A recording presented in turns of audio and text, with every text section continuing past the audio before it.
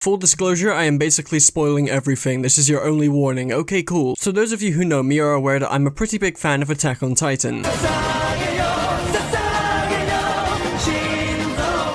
Stop the patriotism, because as with all things well and good in this world, controversy is sure to arise from people who just don't seem to get it. Attack on Titan is a shonen created in 2009 by Hajime Isayama, blah blah blah blah blah, I'll spare you the details. Attack on Titan is amazing, excluding the obvious, but it's also a very heavy manga and show. Not just because it was one of the first anime I watched when I was way too young for the internet and episode 1 made me piss and shit and cry for mommy, but it's also a heavily symbolic and thematically tight piece of fiction that deals with a lot of heavy stuff. However, in recent memory, specifically in the last 2 years, the series has had a lot of controversy, but who could have possibly gone against such a titan of fiction?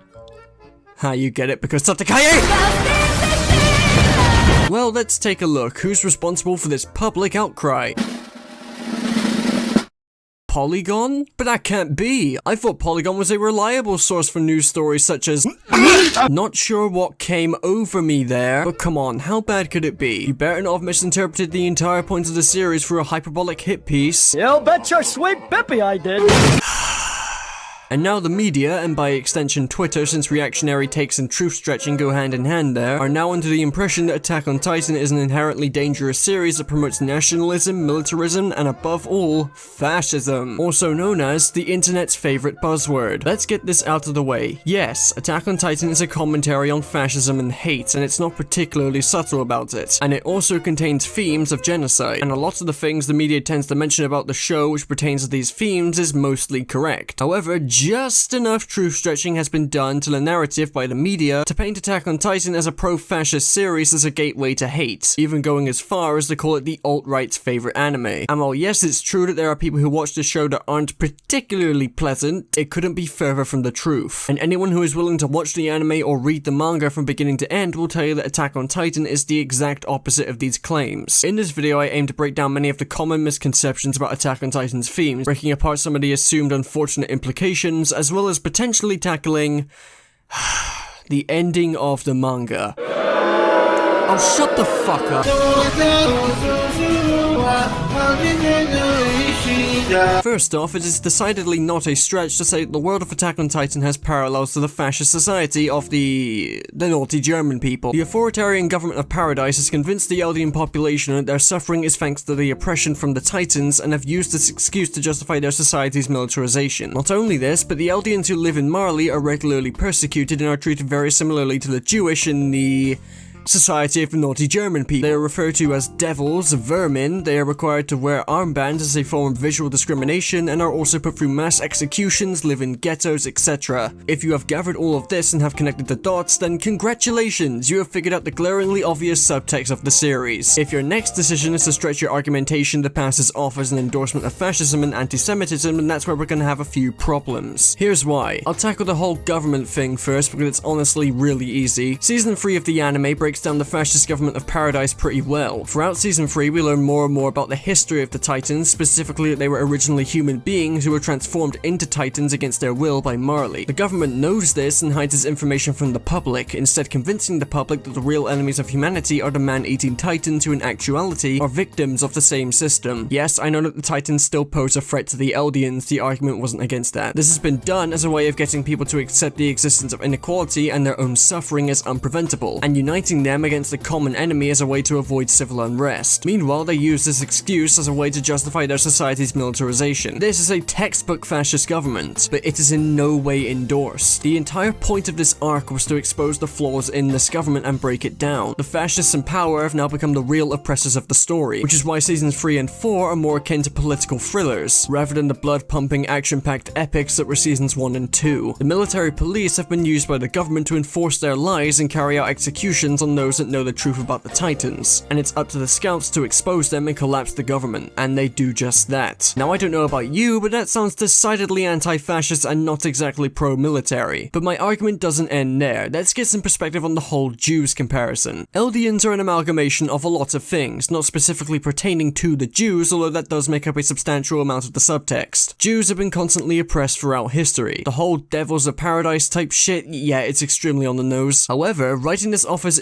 Isayama saying the Jews are devils and that it is morally uncomplicated to kill them and participate in eugenics is a fat fucking yikes. First and foremost, despite there being a lot of concrete parallels to the Jews, one has to realize that this fictional story is not a one-to-one accurate representation of our history. The Eldians are not a one-to-one recreation of the Jews, and the Marlians are not a one-to-one recreation of the naughty German people. This should be obvious because if Isayama were to imply that the Jewish enacted many atrocities on the Germans to deserve their punishment, then that would be really fucking stupid. Not only is it blatantly obvious when watching or reading that the atrocities of both the Marlians and the Eldians are not seen in a positive light at all, but the series has gone in great detail to show how the Eldians have been horrifically oppressed for so many years, and has only recently begun to explore how the Eldians have oppressed the Marlians in the past. But Cartoonshi, doesn't that mean that Isayama is saying the Jews committed atrocity? No, the moral of the story is that oppression is whack. Both the Marlians and the Eldians endured years of persecution and oppression due to their own atrocities that span over centuries. Not only this, but the story is clearly showing that the people of today are not responsible for the actions of their ancestors. And the main takeaway from this is that judging people for reasons that they cannot control, like their ethnicity, is morally wrong. It is also a fact that the Jews did not enact any atrocities on the German people before Dolphy hit them with the Nuremberg style back in 1935. Anyone who has picked up a history book should know this. The core theme of Attack on Titan is showing the cycle of violence, hatred, and the evils of discrimination through the hatred and persecution of both sides. While it uses parallels to naughty people Germany's treatment of the Jewish, Eldians are still first and foremost a fictional race and have many differences to Jews. I can definitely see why this may be a cause for concern to some, however, and I do believe that Isayama's use of parallels to the treatment of the Jews was just a tad too careless. The reason why I believe Isayama was careless and not making the comparison out of bigotry is because the writing has made it very clear that racism is bad. It just does not make any sense to have the narrative convey this and then immediately turn around and dunk on the Jews. Especially because Gabby, who is introduced in one of the final arcs of the story, has the entire point of her character be that hating people for traits that are otherwise out of their control is wrong. Oh, yeah, totally not Mark has a great section in his AOT review about this. I'd recommend watching that too. Anyways, the one argument a lot of people seem to hold on to when it comes to accusing AOT of being anti-Semitic is that the Eldians can transform into these terrifying, devilish monsters that kill innocent people. If you completely take away the context of the story, and the fact that you are supposed to sympathize with the current treatment of the Eldians by Marley, who are very clearly a cruel and oppressive force, then yes, this would make sense. But we don't cut context when doing a proper analysis of themes, so it needs to be said right now that the Titans being Eldians isn't some despicable metaphor for the Jewish. It's as simple as that. Whilst looking into the subtext of fiction can be a gratifying experience, many seem to completely lose themselves in it, and forget that there is a fictional story being told here, one with very clear-cut morals that are in direct contrast to the things that is being accused of. Anything can be perceived as problematic if you keep trying to connect dots that don't exist, and try to create theories that fall apart the second you begin to think logically about it. While the Eldians and Jews thing can be perceived as an unfortunate implication, I honestly don't see it as a problem, because anyone who studied World War II and read Attack on Titan can clearly spot the similarities and differences between these two races and leave it there without trying to make it out like Isayama is making a historically accurate retelling. Hopefully I cleared that up, but also just generally paying attention to the dialogue is enough to show how much this series doesn't exactly fuck with that bullshit.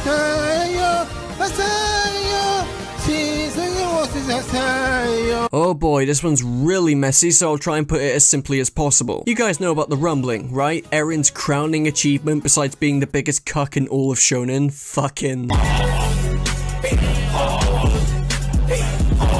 Yo, John, pass the clown outfit. Eren's gonna need it soon enough. Unsurprisingly, for such a morally complicated plot point, there's been a lot of discourse surrounding it. Given the fact that this series has been accused of anti-Semitism and fascism since the very beginning, having one of the major plot points be about the mass genocide of millions of people is definitely going to put many on edge. However, thankfully, just from reading and watching the Marley and War for Paradise arcs, you can clearly tell that Eren's rumbling is shown to be a morally complicated issue, with many of the characters outright opposing it for being inhumane, and the fact that the entire point of the finale was stopping the fucking rumbling. I think it's safe to say that this isn't a pro-genocide or pro-eugenics story. Again, the dialogue is not particularly subtle, although an unfortunate side effect of this being a plot point is a load of people who seem to think debating the ethics of mass genocide is an acceptable form of conversation, which is very troubling when you consider the fact that Eren has become the antagonist of the series at this point, and aligning your ideals with him is just a tad problematic. Some people really like debating whether Eren was justified in committing mass mass genocide, whether it was morally correct or... I'm gonna stop you right there. Yes, there are genuinely people out there who believe that Eren deciding to commit a mass genocide on a global scale is morally uncomplicated. What? Nah, Tunji, that can't be right. These arguments aren't so bad.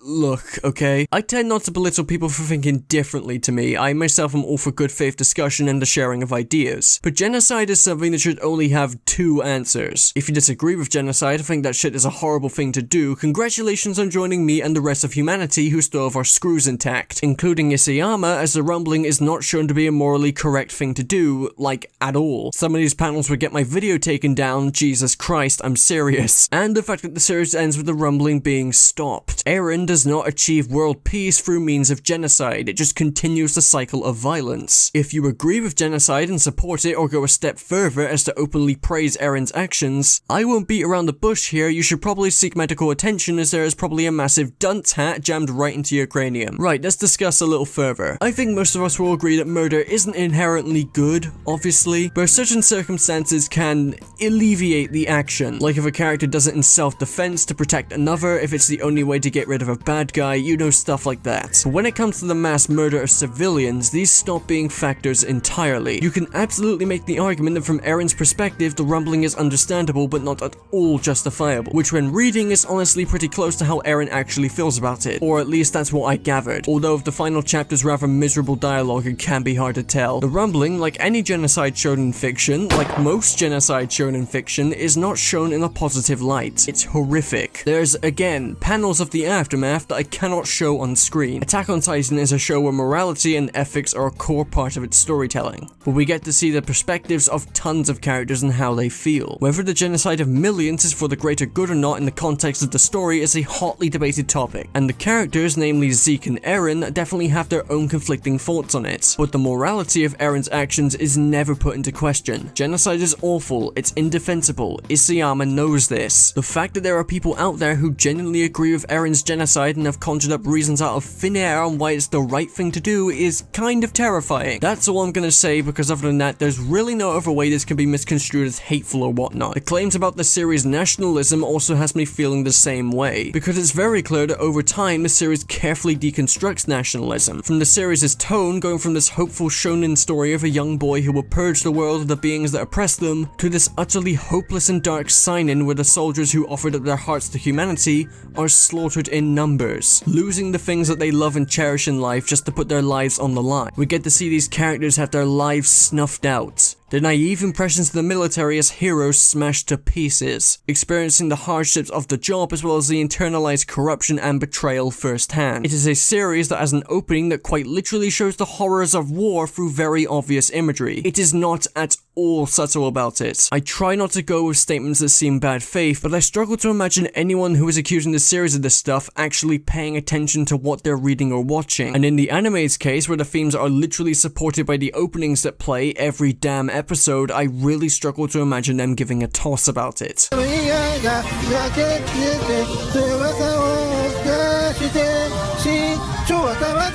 Pixis incited one of the series' very first controversies that still rears its ugly head out to this very day, and I can't say I have that great of an argument against it. Pixis was notoriously modeled after General Yoshifuru Akiyama, I do not care if I mispronounce that, shut the fuck up, of the Imperial Japanese Army, whom Isayama has allegedly stated he respects for leading such a simple and frugal life. Doing any amount of research on Akiyama will reveal that he is not exactly a saint and was responsible for a number of cruel and reprehensible war crimes against the Korean and Chinese prisoners of war. His war crimes are apparently to this day still being refuted by the Japanese government. This revelation has also, for many, called into question Isayama's actual beliefs and morals, and I can't exactly speak on that matter such as that as I'm reviewing his piece of art, which through thorough analysis is decidedly against militarization and racism. Regardless of Isayama's actual beliefs, there is nothing in Attack on Titan that comes close to commenting on Akiyama's war crimes in a positive manner, and the series' subtext seems to be very much against them. There's no real reason for me to put this here, as it's not exactly something I can go in depth on. I just thought it would be worth mentioning, as I know that someone in the comments is inevitably going to bring it up. Regardless of who Pixis is modeled after, and if Isayama really does admire a fucking war criminal, it doesn't provide a valid argument against the series. Another thing related to modeling that some people seem to have a problem with is the Titans. Some of them having big noses.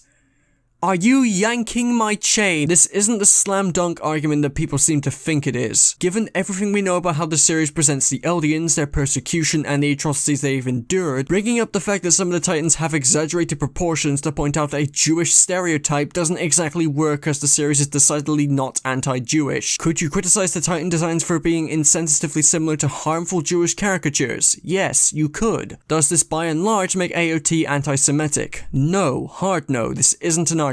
La vidas, la vividas, justice, justice, vivida. 戦わなければ勝てない。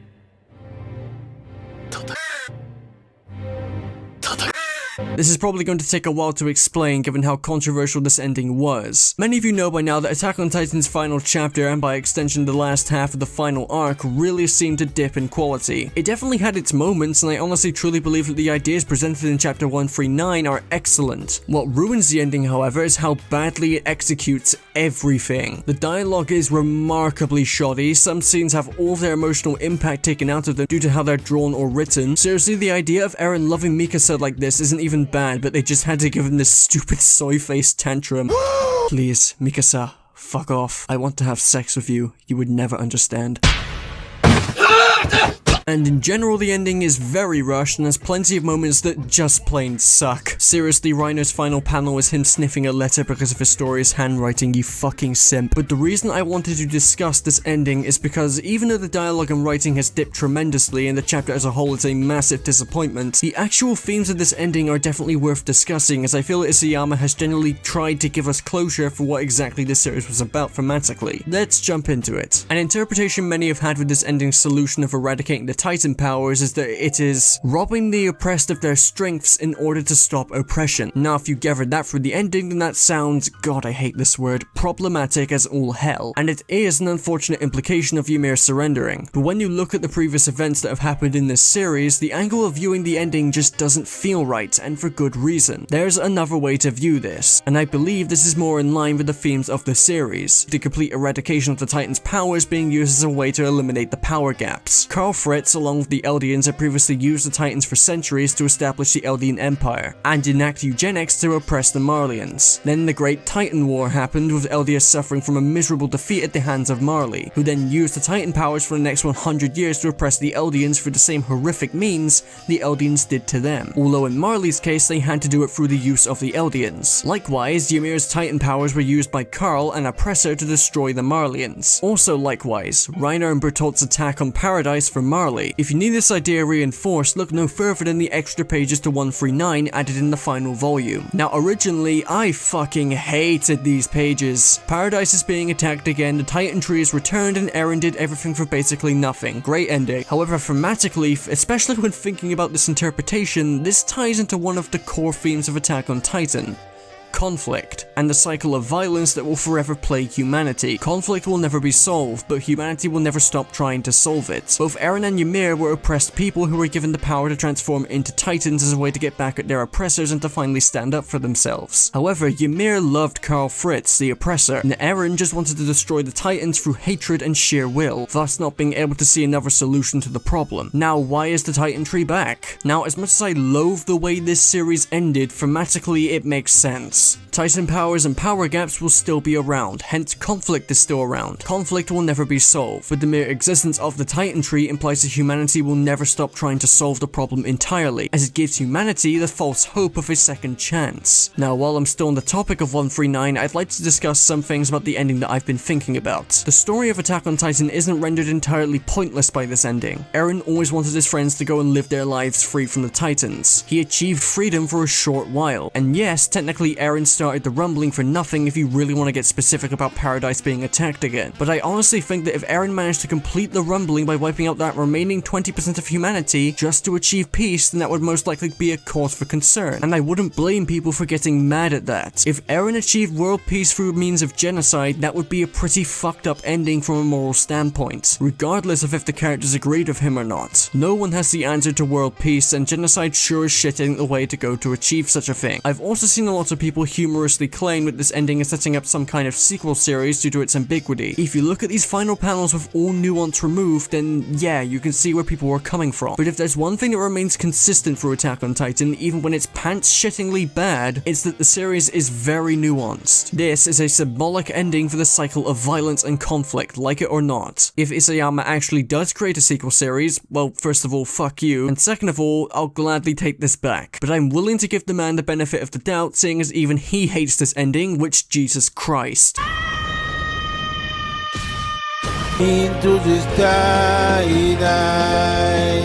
like a midori. So overall, what's the consensus? Well, Attack on Titan is certainly going to remain controversial if you talk about its themes. After all, these are very sensitive subjects and should be treated with care. And while I believe Isayama does do that to an extent, I also feel as if the execution and the ways these themes are conveyed could have done with a bit more work. How would I suggest fixing that?